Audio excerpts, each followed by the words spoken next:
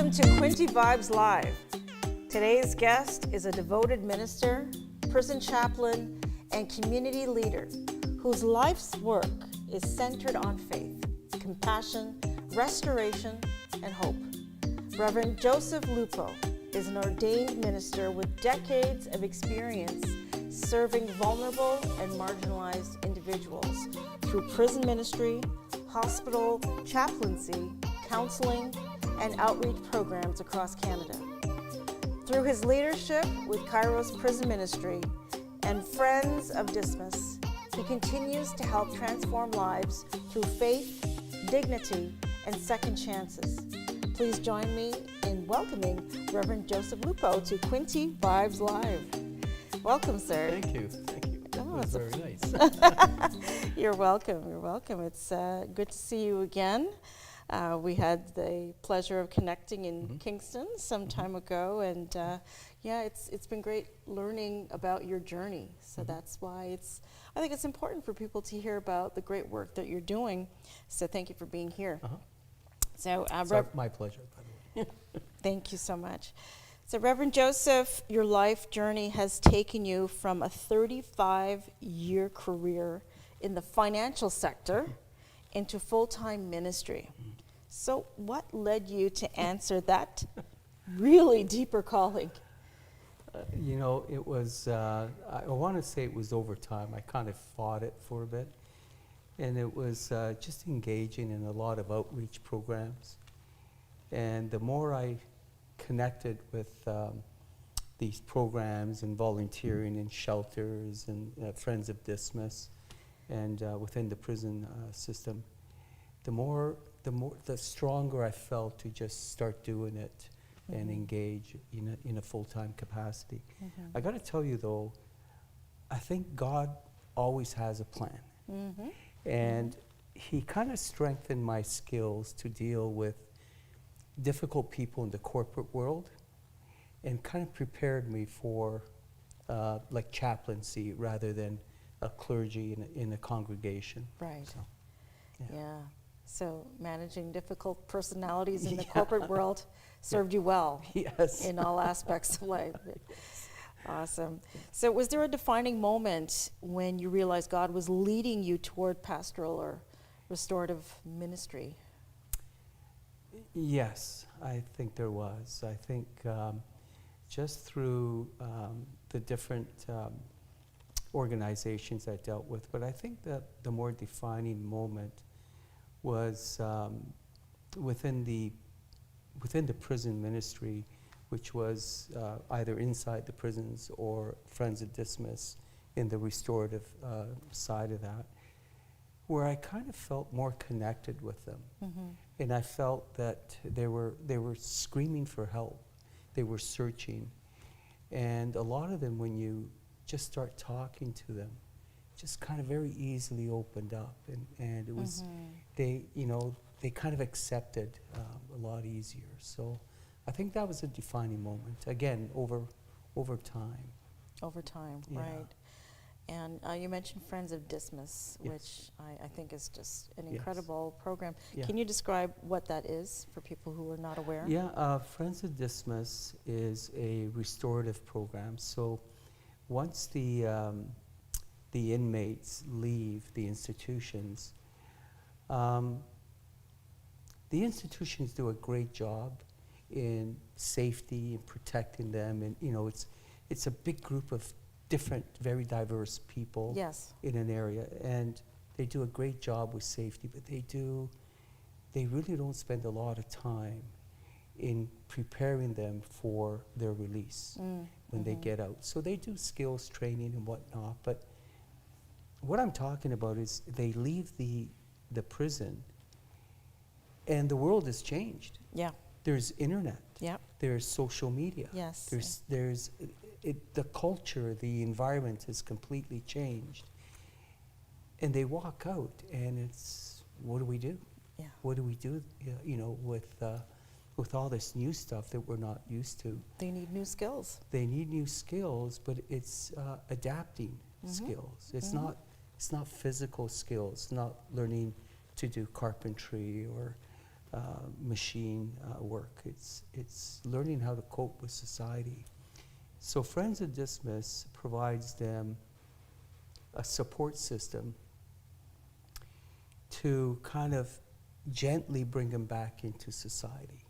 So it gives them the support, it gives them the social environment where they all get together and they talk about some of the challenges they see. So Friends of Dismas really is, I think, completes the cycle of incarceration, and it's that restorative part on introducing them, reintegrating them back into society. Absolutely. Yeah, that's a great way of Mm-hmm. sharing it. And some people may not understand the connection with Dismas. Who was Dismas? Yeah. I want to, yeah. So who is Dismas? Dismas is the good thief on the cross. So when Jesus was crucified, there was the good thief on the cross that asked for forgiveness and asked to be with Jesus, and Jesus accepted him.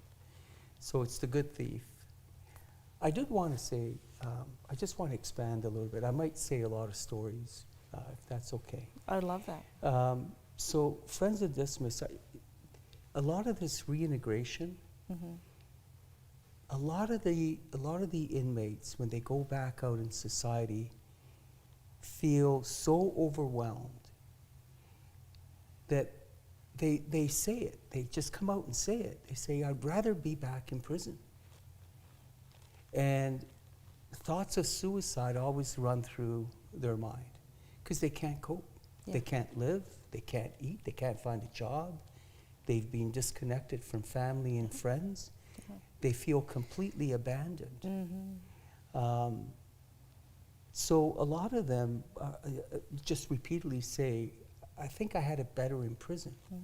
There was one guy, we'll call him Jan. That's his pseudo name. He was a bank robber, and he robbed banks. And before he got out, I got to meet him. And he says, I never want to come back here again. And he was released. 6 months later, I see him back in prison. And he goes, Pastor, he goes, I couldn't do it. He goes, I couldn't get a job. I couldn't feed myself properly. I was begging on the streets for money. He goes, it's better to be back here. This is home for me. And unfortunately, that system is a rotating door. A lot of ex-inmates do end up back Coming in back. prison just for that reason. Yeah. So you said that, showing Christ's love without judgment can be transformative. Yes. Yeah. So what have you witnessed firsthand through that approach? I'll tell you a story about, we'll call him Tom. He was a dangerous offender, which means he's never up for parole. He's going to die in prison. So he's a dangerous offender. There's no rehabilitation.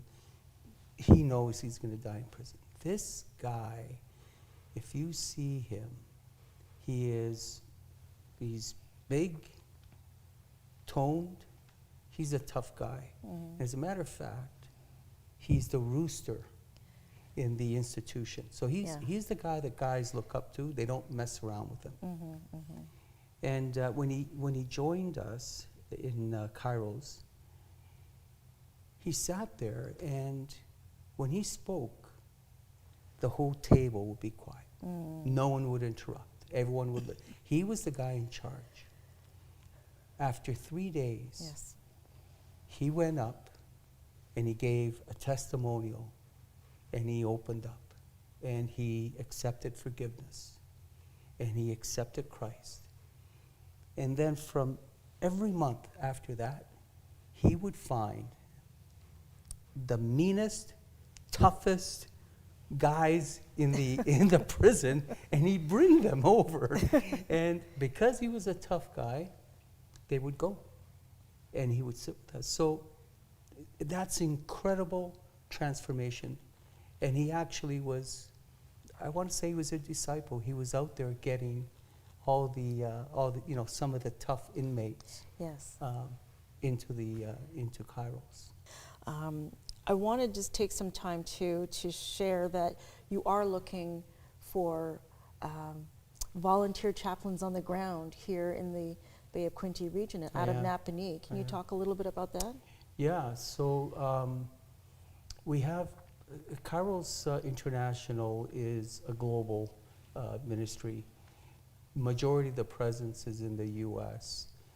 So we have presence in men's facilities, women's facilities, but in I want to say Greater Toronto area, Gravenhurst, Kitchener, Yeah. Sudbury. But now we want to start going to the Kingston area.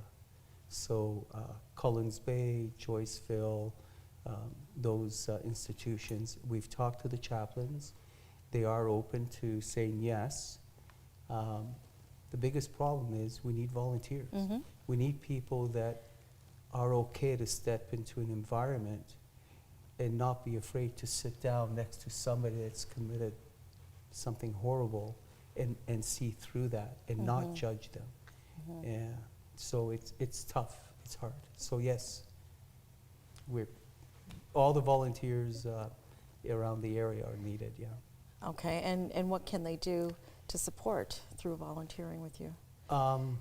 They need to reach out either to you or directly to me, and I will connect with them, and I can guide them through the system, quickly interview them, introduce them to some of our other members, and then see if they're still okay to volunteer. Yeah, you know, someone said just recently that prison ministry is really about presence. You know, just sitting beside, listening, walking with, just being beside them. Yeah. Yeah. Excellent. So we're going to be wrapping up very shortly, but I just wanted to ask this question. In today's world, many people feel forgotten, hopeless, or disconnected. So what message of hope would you like to share with them? You're not alone. You're loved. You're forgiven.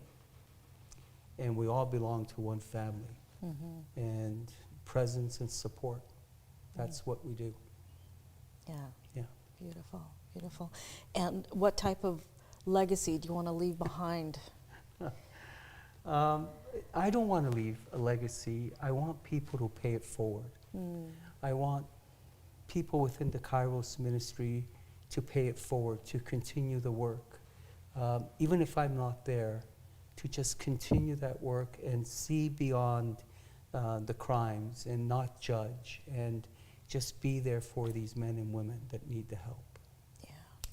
There's so many great leaders that have come out of the programs of Second Chance, and they're doing beautiful things now. So, yeah, it's brilliant. And how can people, again, support you? How can they volunteer, learn more about Kairos? Kairos Canada, Prison Ministries. They could look it up online. I think the easiest way is to get hold of me directly, and I'll give you my email. Or if you're okay with it, maybe they send you a quick comment or a note, and then you forward it to me. I think that's the quickest way. Okay. Is Kairos on Instagram or any of the social media platforms? I don't know. I'm not on it. We'll find it, and we'll definitely share Yes. it. But it's been really a privilege having you here.